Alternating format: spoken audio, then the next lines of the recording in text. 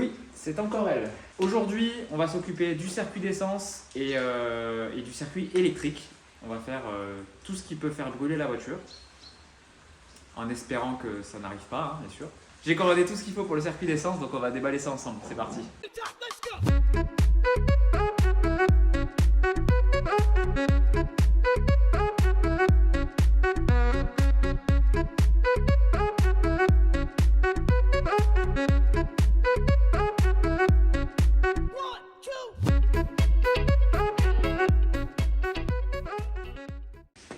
Alors évidemment, cette vidéo n'est pas sponsorisée par Amazon. Voilà, je dis ça comme ça. J'aimerais bien. Alors, qu'est-ce qu'on a acheté? J'ai d'abord acheté une boîte de colliers divers et variés, de diverses tailles. J'ai acheté 1 mètre de durite en diamètre 9. Parce qu'il y a 2 diamètres de durite différentes sur cette voiture. On ne sait pas pourquoi, mais bon, c'est comme ça. Donc, diamètre intérieur 9 mm. Et ensuite, j'ai acheté un lot. Alors, c'était beaucoup moins cher comme ça. Il y avait 4 filtres à essence, il y avait les colliers qui vont avec, et c'est de la durite en diamètre 6 intérieur. Donc là, il y a 3 mètres. Ça va nous permettre de faire tout le circuit à neuf. J'ai jamais compris ceux qui disent refaire à neuf. Pourquoi refaire d'occasion? Les amis, je vous montre comment c'est foutu. Donc là, sur la RTA, on a bien la vue éclatée de tout l'ensemble, réservoir, pompe à essence, etc., etc. Donc on voit que le filtre d'origine vient dans un support. Il y a un tuyau qui part au cul du filtre et qui vient au rigide, qui traverse la voiture. Et de l'autre côté, il y a une petite durite qui vient se fixer à la pompe. Donc on va couper tout ça, on va déjà préparer tout ça. Et puis au moins toutes les durites de la baie moteur seront faites. Presque. Presque. Au cas où vous me demanderez pourquoi je change les durites, c'est quand même mieux comme ça, hein.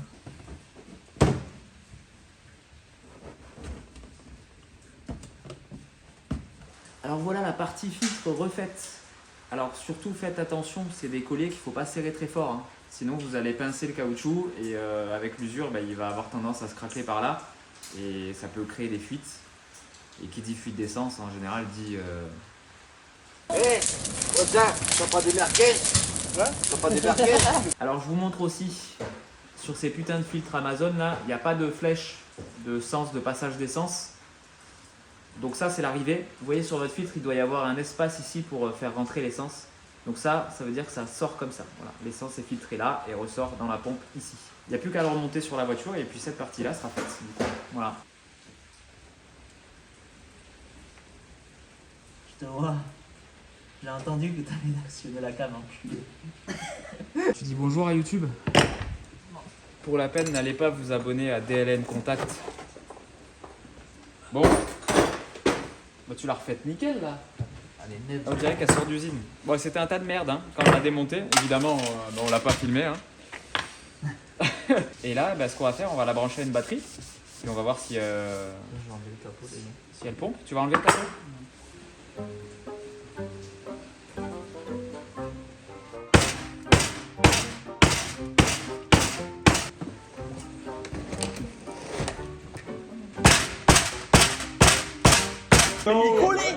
Pour les potes, la pompe elle est en morceaux, elle a lutté, hein. Elle voulait pas se laisser ouvrir. La mauvaise nouvelle c'est que là vous voyez c'est la membrane qui est censée être pleine en fait, donc elle est complètement déchirée. Ça c'est l'autre partie de la membrane, voilà. Et le problème c'est que c'est encore une pièce à la con, on vient de regarder sur internet et on trouve pas le même modèle, c'est une pompe Mitsubishi mais même avec la ref il n'y a rien qui sort. Donc autant peut-être partir sur une pompe facette. Ouais. Nouvelle génération, quitte à acheter un truc neuf. Ça vaut 80 balles, donc je vais voir, faut juste que je me renseigne sur le débit d'essence et sur cette pièce là. Parce que là, il y a une dépression ici. Il n'y a pas sur les pompes facettes. Donc à voir si ça peut marcher sans cette dépression là. Là, c'est moi qui vais être en dépression.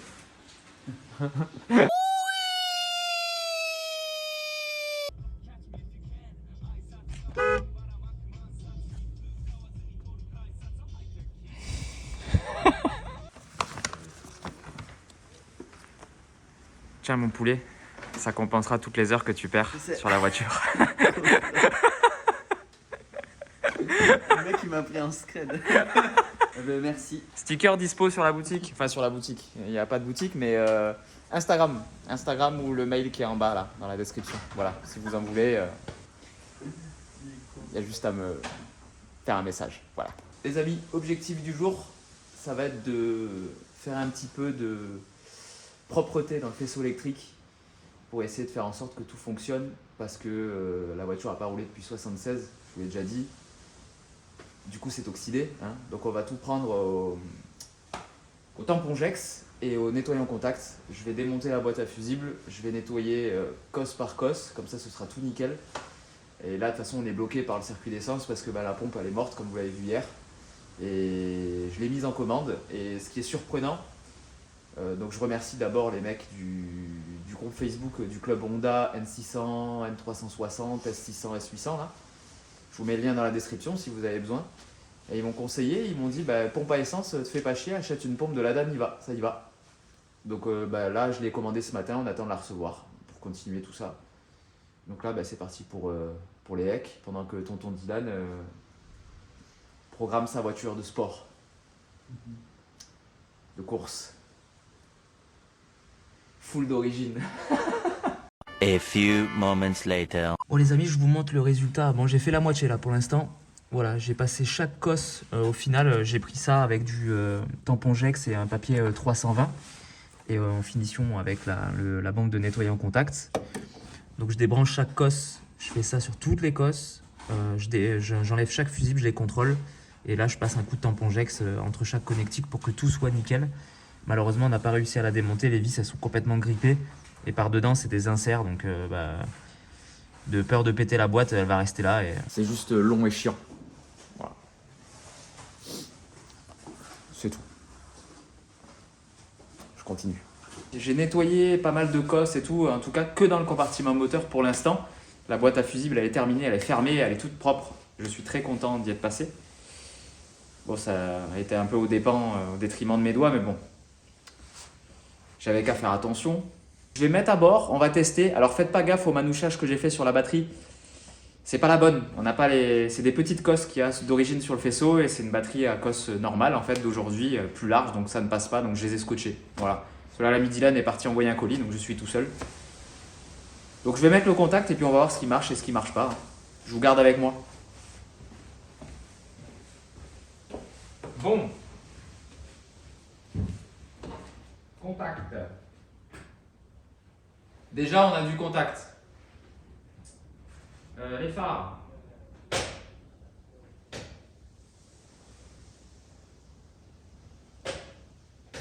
Ça marche pas. Bon, les clignotants, ça marchera pas, on n'a pas remis la calandre. Oh.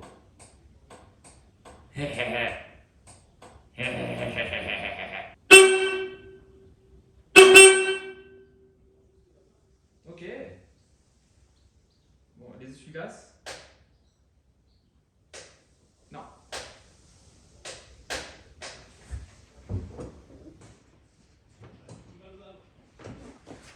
Nous avons des feux stop.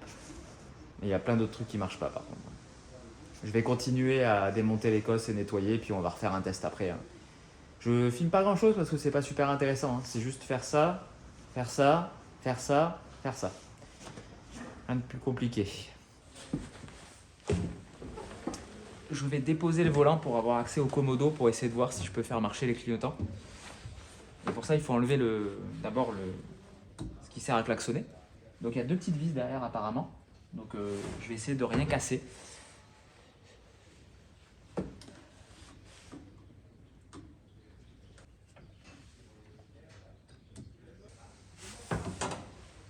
Oula ouais, il aura besoin d'un petit nettoyage.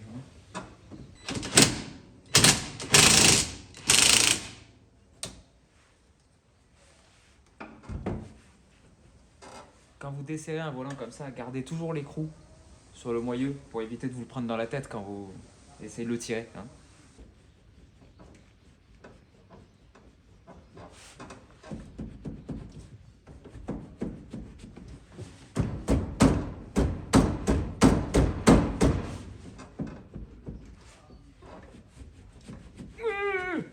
Je crois qu'il est sorti.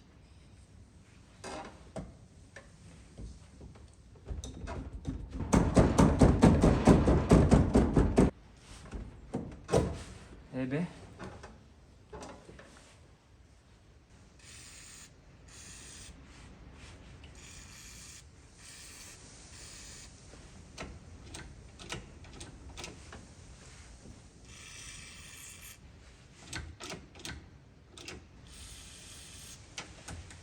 Vaut mieux gaver de produits, hein. On ne sait jamais. Il a déjà été réparé ce Komodo, il a 2 vis différentes là. Bon, je viens de remonter le volant, le klaxon et tout là. On va refaire un test, j'ai remis la batterie. Hop. On va voir si ça fonctionne. On va tester par le droit, hein, parce que le droit il marchait pas. Oh oui. Ah putain, j'adore. On va aller voir derrière s'il marche. Oh yes. Yes. Il a un rythme différent par contre celui-là. Il doit peut-être... Ah mais s'il marche derrière aussi. Trop cool. Bon les amis, on a reçu la pompe à essence. Voilà, il s'est passé une semaine entre les images que vous venez de voir et aujourd'hui. Elle est quasi conforme à l'original, hein, et en fait c'est une pompe de la Daniva. Voilà, donc ça va plug and play dans le compartiment moteur. Voilà, ça reprend même les fixations d'origine et tout, donc trop cool, on y va du feu. On va juste devoir modifier la fiche pour pouvoir connecter sur le faisceau d'origine. Ce sera la seule modif de faisable. Alors pour info, hein, ces pompes-là, j'avais trouvé pour N360, c'est à 99% les mêmes. Pour N360, 300 €. Et là, la pompe de la Daniva, je crois que je l'ai payé, Lucille l'a payé 70 €. Donc c'est le jour et la nuit quoi. Hein. On va installer tout ça. Et puis après, on se remettra sur le faisceau électrique.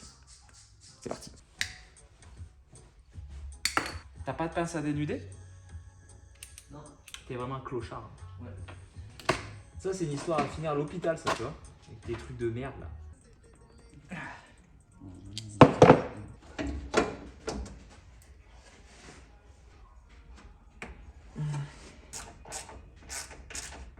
Bon les amis, la pompe est remontée, vous avez pu voir là j'ai changé le circuit d'essence, ça me plaisait pas trop, le filtre passait pas, la conduite était trop en contrainte, donc j'ai supprimé le filtre qu'on mettra à l'arrière là, au niveau du réservoir. Donc voilà, tout est branché, c'est câblé, et du coup il y a juste une durite d'essence qui va jusqu'au rigide qui est au fond là-bas. Je vais attendre quand même qu'on pose le réservoir pour mesurer les durites et tout, ce sera beaucoup plus simple. Je vais démonter les deux boutons qui commandent les phares et les essuie-glaces. Je vais les nettoyer derrière, c'est le truc que j'avais pas fait la dernière fois, pour essayer de refaire marcher les phares et les essuie-glaces. Donc là c'est l'étape suivante, pendant que il fait du tuning là-bas. Ça les gars, ça arrive bientôt sur la chaîne, il est en train de s'exciter comme un gros porc pour la faire rouler. Et ça va être super cool à essayer ça. Et c'est pas du tout légal en plus. Il n'y a pas de phare. Voilà. 20 minutes later. Bon, je viens tout dégripper là. Hop, on va essayer pour voir. Déjà, j'ai l'éclairage compteur qui marche toujours. Ah oui!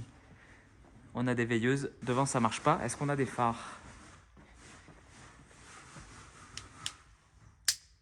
Ah! Ah! Yes, putain, ça marche. Oui! Regardez là-bas. Parfait ça, putain, super. Et maintenant les essuie-glaces. Non, les essuie-glaces ils marchent pas. Bon, il reste les essuie-glaces à réparer, mais ça vient pas du bouton en tout cas. Bon, il manque plus que les veilleuses à l'avant à réparer et les essuie-glaces et on aura tous les lecs qui fonctionnent. Et j'ai testé évidemment la pompe vu que je l'avais branchée. Dès que j'ai mis le contact, la pompe tirait aussi, donc le faisceau de la pompe fonctionne aussi. Voilà, donc je l'ai débranché parce que ça sert à rien qu'elle tire dans le vide, ça va l'abîmer. Donc je suis content, ça avance grandement là. Les petites avancées sont très satisfaisantes. On passe à la suite. Alors j'ai trouvé en Allemagne le collecteur d'échappement côté passager qui manquait, le support moteur côté passager qui manquait, le cylindre bloc qui va avec. J'ai pris aussi une plaque de joint liège qui va servir pour le puits de jauge du réservoir. La courroie parce que l'autre avait un Y. J'ai pris une boîte de joints toriques parce que la pochette de joint carbu n'existe pas. J'ai cherché partout. Donc avec ça, on espère pouvoir refaire le carbu. Ça, c'est des petites rondelles en caoutchouc pour refaire les cylindres blocs de réservoir. Alors, j'ai pas trouvé. C'est vraiment une taille à la con et ils sont raides comme la justice. Donc, je vais faire en sorte de faire l'épaisseur de joints comme ça avec multiples joints mis par-dessus les uns les autres. On verra bien si ça marche. La durite d'écoulement d'essence pour le remplissage de réservoir. Et enfin, la batterie. Alors, c'est pas du tout sponsorisé, hein, mais je tiens quand même à remercier Coustelet Pièces Auto. C'est à Coustelet, du coup, à 20 minutes au-dessus de Cavaillon. Je cherchais de partout cette batterie. C'est une taille à la con, elle a des petits pôles, donc du coup, c'est introuvable sur le net. Et j'ai fait appel à mon pote Arnaud qui m'a trouvé ça en 2-2, donc merci à toi. Là, ce que je vais faire, je vais commencer par la batterie et ce sera fini pour l'électricité. Je vous en parlerai plus dans les vidéos parce que c'est pas les veilleuses avant et les essuie-glaces qui vont empêcher de faire rouler la voiture. Je ferai ça en off, hors caméra.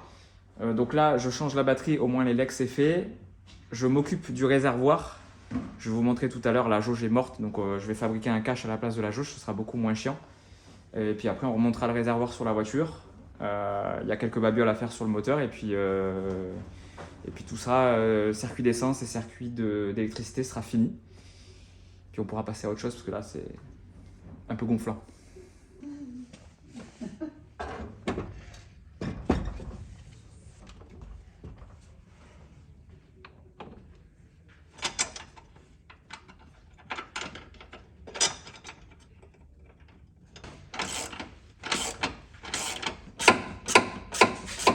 On va finir enfin le circuit d'essence. Alors, pas d'inquiétude, hein, le réservoir, voilà, il est juste très poussiéreux, mais il a été refait à l'époxy. L'intérieur, il a été traité au Restom. Le problème, c'est que la jauge, vous allez voir, je vais la démonter. L'ancien restaurateur a taraudé 2 trous parce que les vis étaient coincées dedans, au pas supérieur. Donc, il était obligé. Hein. Le problème, c'est que les vis, les têtes sont trop grandes et elles viennent buter. Elles viennent buter contre le coin de la jauge. De toute façon, là, je vais vous la tomber, la jauge. Vous allez voir dans l'état où elle ne peut plus fonctionner du tout. Donc, ce que je vais faire, je vais la démonter. Je vais fabriquer une plaque qui va venir au-dessus, à la place, pour la condamner, tout simplement.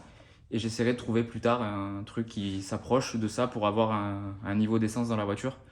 Mais ça, pour l'instant, c'est le cadet de mes soucis, quoi.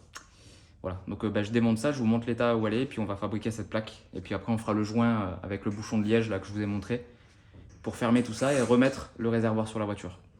Voilà.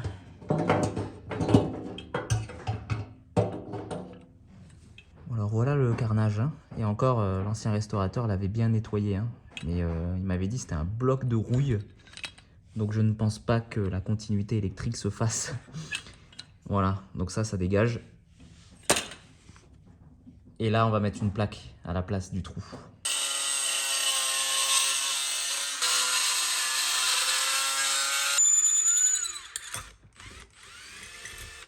Et voilà les amis, donc le joint, deuxième version parce que je l'avais cassé à l'intérieur en faisant les trous. Donc j'ai fait d'abord les trous et j'ai découpé le cintre ensuite. Bon, c'est pas parfaitement rond, mais ça fera très bien l'affaire. Et la petite plaque custom, voilà, qui viendra condamner en fait le trou de la jauge. Elle sera montée comme ça, elle est en inox, hein. C'est pour ça qu'on ne l'a pas peinte, je l'ai juste brossée pour que ça fasse joli. J'espère que ça va être bien étanche. J'ai fait le joint large exprès pour éviter qu'à chaque fois que je perce un trou dans le liège, ça vienne fissurer vers le trou, voilà, que j'ai fait à l'intérieur là. Parce que j'ai pas fait une plaque de liège entière, je voulais pas qu'il y ait du liège qui soit en contact avec l'essence à l'intérieur. Là, il va nous rester à refaire les cylindres blocs qui tiennent le réservoir dans les 4 coins là, dans tous les trous, voilà. Et ensuite le remettre sur la chignole, hein.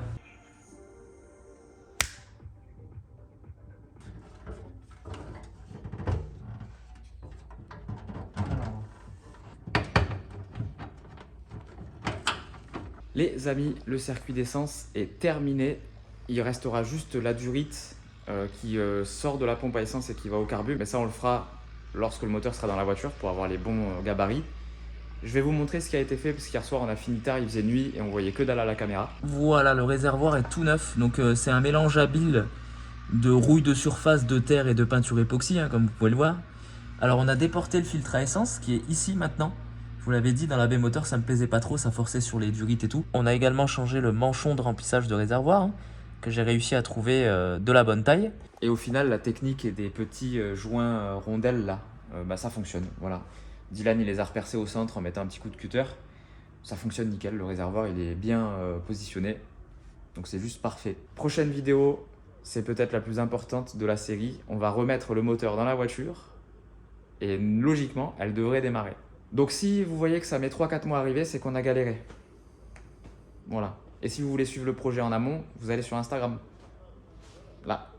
Et faites péter aussi l'Instagram de Dylan. Hein. Voilà. DLN Contact.